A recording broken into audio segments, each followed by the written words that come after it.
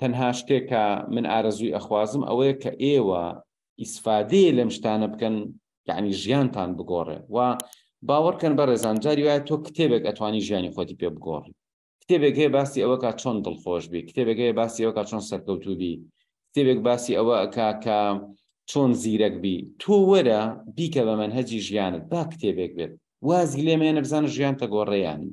یعنی ئێستاکە بۆ نمونە سەدان نەفەر عەرەبی ئەزانن، با من کتێبێکی ئەم سەردەمە نەڵێ. کتێبێک هەیە بۆ نمونە ناوی ذەریعە إلى مەکارم الشەریعە، ڕاغبی ئەسفەهانی نزیکەی 900 ساڵ لەمەوبێ ژەم کتێبەی نووسیوە. باوەڕکە بەس ئەو کتێبە بکە بە بەرنامەی ژیانت، ژیان تەگۆڕێ. یعنی خەڵک کە ئەڵێ من کتێبەکەم خوێندە و ئیسفادەم لێ نەکرد، دەورەیەکم بینی ئیسفادەم لێ، من ئەڵێم یەکەم شتێبێک گلەی لە خۆی بکە، گلەی لە ئیهمالیەکانی بکە، گلەی لە ئەوە بکە کە ناتوانێت شتکە بە بەرنامەی ژیانی، ناتوانێت لەسەر شت بەردەوام بێ. یعنی بەڕاستی شت زۆرە کە ئینسان ژیانی خۆی پێ بگۆڕێ. یعنی باوەڕکەن کتێب هەیە 1000 ساڵ لەمەوە پێش نووسراوە. ئاخر زۆرە، ینی کەسێک 1000 ساڵ لەمەوە پێش کتێبێکی نووسیوە، ئەمڕۆ تۆ وەرە هەموو ڕۆژێ دەستی پێوە بگرە ژیان تەگۆڕ. ئێتە باسی کتێبی خوا ناکەم کە تا ڕۆژی قیامەتە و کە قورئانە، باسی ئەوە ناکەم هێشتا، یعنی ئەوە ئیتر هیچ. تۆ دەورەیەکە خوێندووە، وەرە وازی لێمەیەنە تا بە تەواوەتی ئەیکی بە شتێ لە ژیانی خۆدا. شت زۆرە، تۆ واز مەهێنە بەردەوام بە حتا ڕۆژێ ئەگەیتە ئەوەی کە ئیتر هەستەکەی تۆ گۆڕاوی، توانەکان گۆڕاون، فێربوونەکانت بەرزبوونەتەوە. ئازیزان، گەورەترین وەبەرهێنان بیکەی لە ژیان تا ئەوە بەرهێنانەیە کە لە خۆت یایەکی، گەورەترین وەبەرهێنان. ئێستاکە کەسێک چووە بۆ نمونە 50,000 دۆلاری پیا کردووە، واتە 5 دەفتەر، ئەم 50,000 دۆلارە ئەچێ زەویەک ئەکڕێ بە ئومێدی ئەوەی سبەی 55,000 دۆلار بکە، 50 وەرەقەی دەستکەوێت. بەڵام تۆ وەرە وەبەرهێنان لە خۆتا بکە. وەڵاهی زۆر کەس ئاواتی ئەوەیە بگاتە ئەوەی 3-4 دەفتەری هەبێ بچێ وەبەرهێنان بکە، ئەرزێ بکڕێ، دوکانێ بکڕێ، مڵکیە بکڕێ. و ئەم مڵکە دڵنیا بندوایی تۆزێ زیادەکە ئەگەر زەرەر نەکە، ئەگەر دانەبەزێ و بڕاتە پێشەوە ئەو پەڕەکەی تۆ مڵکێکی کڕی بایی 4 دەفتەر بوو، ڕۆژێ بوو بە 5 بوو بە 6، ئیتر خۆ قابیلە ئەبێ بەچی.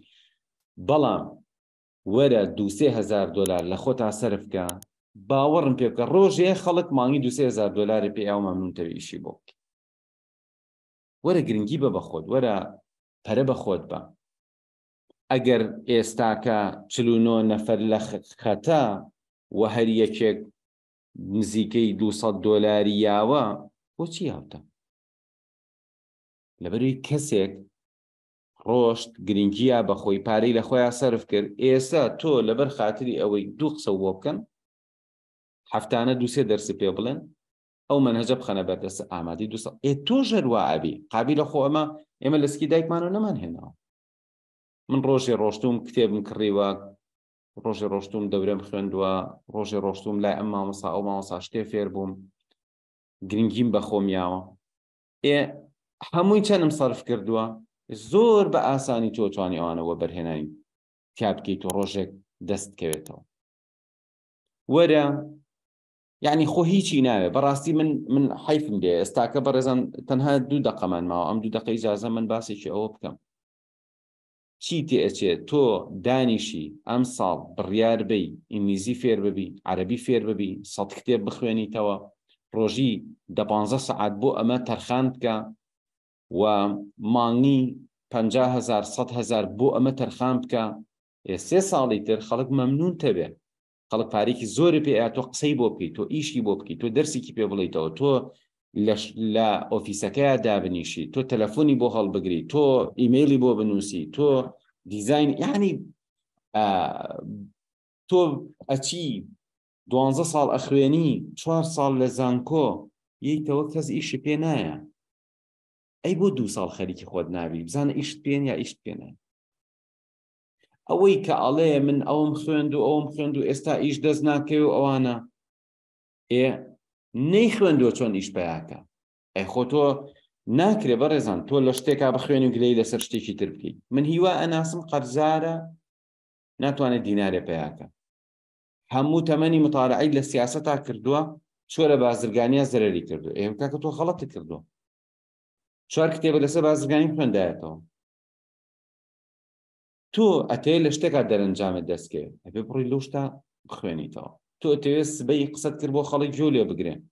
جارێ بڕۆ 10 کتێب بخوێنەرەوە، معلوماتی عامە وەرگرە. 10 کتێب بخوێنەرەوە، تێ لەسەر چی قسە بکەی؟ بڕۆ 30 کتێبی لەسەر بخوێنەرەوە، پێشەوەی قسە بکەی. بڕۆ 10 کتێبیش بخوێنەرەوە لەسەرەوەی چۆن وتاربەی، چۆن مەوزوعی باسکەی، چۆن قسە بکەی بۆ خەڵک.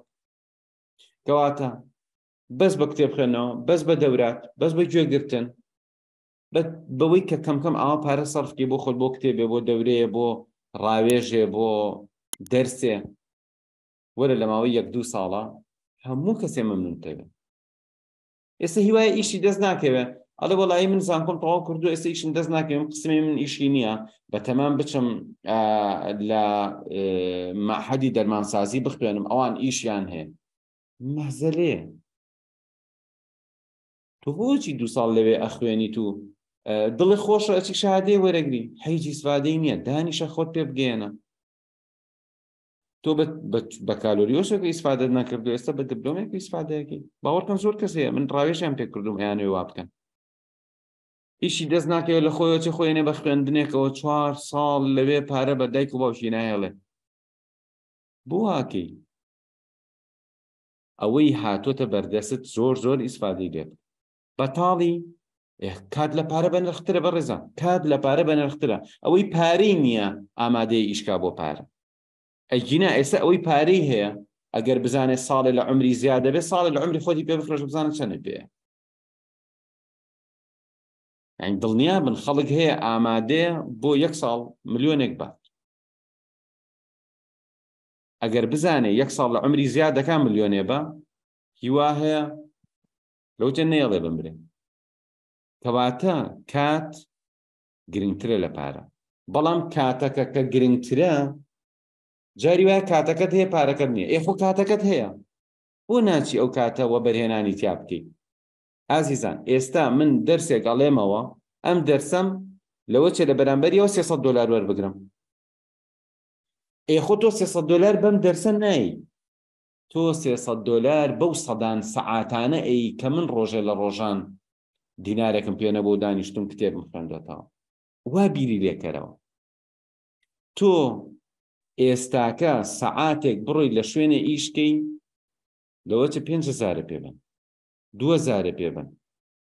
بەڵام کاتێ سەعاتێ بە جددیدا ئەنیشی، خۆت فێری ئینگلیزیەکی، خۆت فێری عەرەبیەکی، کتێبێکە خوێنیتەوە، خۆت فێری بواری بزنسەکەی، ئەچی پیشەیەک فێرەبی، مطالعەکەی گوێگری، ئەم سەعاتە لە ئێستا پارەکەت نایەنێ. بەڵام 10 ساڵی تر ئەم سەعاتت لەوە چ $100 کەوتبی.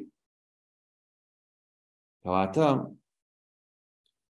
من زۆر خەفەتە خۆم کە گەنجێکی زۆرمان هەیە نازانێت چی بکە. بۆ نازانی چی بکەی؟ بۆ گوێ ناگری بزانی چی بکەی؟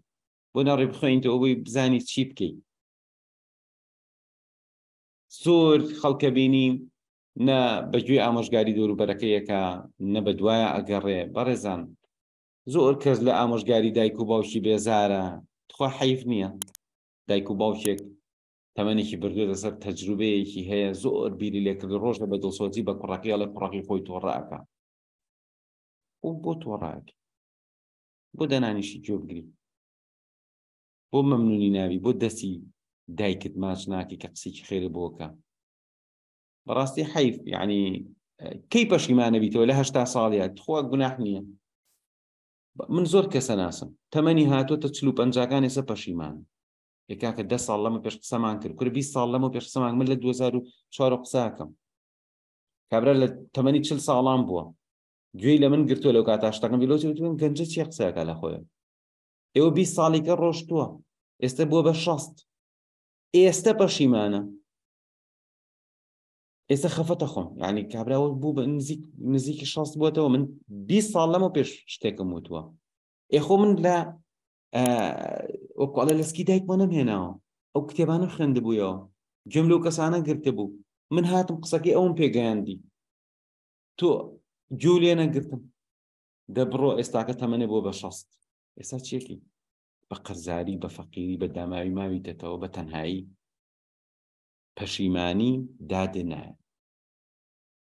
پەشیمانی دادنایە. تکایە هەرێکێکتان خەمی خۆتان بخۆن. ئێستا سپێڵێکی ئینگلیزیە تەحەمولی ناکی، ئێستا تۆزێ خوێندنەوەیە تەحەمولی ناکی، بەس پێم بڵێ لە 60 ساڵی و 70 ساڵیا کە تۆ نەخۆشی عایلەکەت هەڵوەشاوەتەوە، ماڵت وێران بووە، هەرزاری، خەڵک گوێ بۆ ناگرێ، خەڵک حسابە بۆ ئەی ئەو ڕۆژە باجەکەی بێچەند قورس بێ. ئەی بۆ ئەمڕۆ نایی گرنگی بەخۆت بەسەر ئەچی بەڕێزان، شت بەسەر ئەچێ. من بە ئێوە ئاڵم ئەوسا کامێرە هەبوو بەسەرشان دایان ئەنا تەسویرەکەی بەقەت قەڵبترین مۆبایل بە خەڵک نایە. بەسەر چوە تەواو، توش بەسەرەچی مطالعە نەکەی، گوێ نەگری، خۆت ئەبدەیت نەکەی، بەسەرەچی. بەڕێزان خەڵکەیە ئێستاکە تەمەنی 80 ساڵ. باش ئەبوو غەزالە کابرایەکی عەرەبە، تەمەنی نزیکەی 80 ساڵە. ئەم پیاوە ئێستا قسە ئەکا ئەبێ خاوەن دکتۆراکان بڕۆن گوێ بگرن، بەس لی تێبگەن، خاوەن ماستەرەکان بڕۆن لی تێبگەن. باشە بزانم مەبەستی چییە، چی ئەڵێ ئەمە ڕوئەیە، ئەوە ڕوئەیە، لەسەر چ بنەمایە 80 ساڵ تەمەنیەتی، لە گەنجێ زیاتر ئیشەکە، لە گەنجێ زیاتر ئەخوێنێتەوە، لە دنیا تێگەیشتووە، UN ئیشیان پێوێ. باشە لەگەڵ کەسی وەکو بلگت سادانیشە، ئەوان باسی چیەکەن؟ خەڵکی ژاتووە باسی چیەکە؟ ئەمانە بوون بە دەجال بەسەرمانە. گورە بە ئەو فڕیوە، تۆ ئاگا لە دنیا نییە، تۆ باسی چیەکی؟ تۆ بەسیترین یاسای بیرکاری بۆ حەل ناکە. ئەو ساروخی حساباتی ساروخی پێکە، ئەو حساباتی ساروخەکە کە مەترێ غەڵەت ناکە، ئەو هاتووە ئەڵێ زەوی خڕە، تۆڵی زەوی تەختە، تو وەرە تۆ لەکوێیت و ئەو لەکوێیە، تۆ گاڵتە بەوەکەی، تۆ باسی ئەوەکەی. تکایە بەڕێزان، تکایە ئازیزانم، بخوێننەوە، مطالعەیەکی جددی بکەن، کتێبێکی زۆر هەیە، محاضەرەیەکی زۆر هەیە، کۆرسێکی زۆر هەیە. بەڕێزان کابرا هاتووە باسی فەزاعەکە، ئەم لەم لاوە بۆی نووسیوە ناسا درۆ ئەکا کە ئەڵە زەوی خڕە. ئەی باشە ئیبن حەزمی ئەندەلوسی لە 456 هیجری ئەڵێ هەموو زانایان کۆکن کە زەوی خڕە. عالمیکی موسڵمانە لە زەمانێکە خۆنە ناسا هەبووە، نە گوگڵ هەبووە، تۆش هاتووی وازەین زەوی خڕە درۆی جەماعەتی ناسایە. لە کابرا هاتووە ئەڵێ ئەمە هەمووی غەربە بۆ خەڵەتاندن و بۆچی نەزەری موئامەرەیە و زەوی نازانم چی. بابەجان عالمیکی موسڵمان لە کتێبی الفصل والأهواء والنحل، كتابي أواي الفصل في الملل والأهواء والنحل، اشتكي أواي هي كتاب الفصل الناس راو لا صالي 456 هجري، يعني نزيكي 1000 صال لمو بيش، 900 صال لمو بيش. باشا لە کتێبەکەیە ئەڵێ هەموو زانایان، باسی زانایانی موسڵمانەکە، باسی زانایانی سەرزەویەکە، ئەڵێ هەموو زانایان کۆکن. ئەو زمانە بەس زانایان موسڵمان بوون، دنیا زۆر دواکەوتو بوو، بەس عیلم لای موسڵمانان هەبوو. ئەڵێ هەموو زانایان ئەهلی عیلم هەموو کۆکن لەسەرەوەی زەوی خڕە، يكور الليل على النهار ويكور النهار على الليل. ئەڵێ کوڕەویە اینجا، ئەڵێ چی؟ ئەڵێ تەنها عامەی خەڵک لایەن وایە کە زەوی خڕن. جا ئێستا ئەمە چییە بەڕێزان؟ ئەمە چییە؟ من بە ئێواڵم ئەمە ئەو پەڕی گەڕانەوەیە بۆ دواوە. خەلیفە مەئمون ئەمری کرد، زانایانیان کۆ کردەوە، وتی ئەمێ خەریتەی زەوی و دنیام پێ بڵند چۆنە. زانایان ڕۆژت هاتەوە بۆی پێوا بوو قوتری زەوی چەند مەترە. باشە لە زەمانی ئەمەوی و عەباسیەکانە ئەیان زانی زەوی چەند مەترە. ئێستا بەپێی گوگڵ ئەڵێ نزیکەی 13 کیلۆمەتر غەڵەتی کردووە زانایە. زانایەکی موسڵمان هاتووە ئەزانێ بینی مانگ و زەوی چەند مەترە. بەڕێزان بەو علمی فیزیا و بیرکاری کە لە زمانی ئەمێ عەباسیەکانە هەبوو زانی بێتی بەم هەموو تەتەوراتە کابرا دانیشتۆ قسەی لە گاگای لە دنیانی ئەی بۆیە ئێمە دواکەوتوین بۆیە خەڵک پێشکەوتو ئێمە چۆن ئەمە بۆ بێ لە خۆمان ڕازی بین بۆ بێ لە خۆت ڕازی بی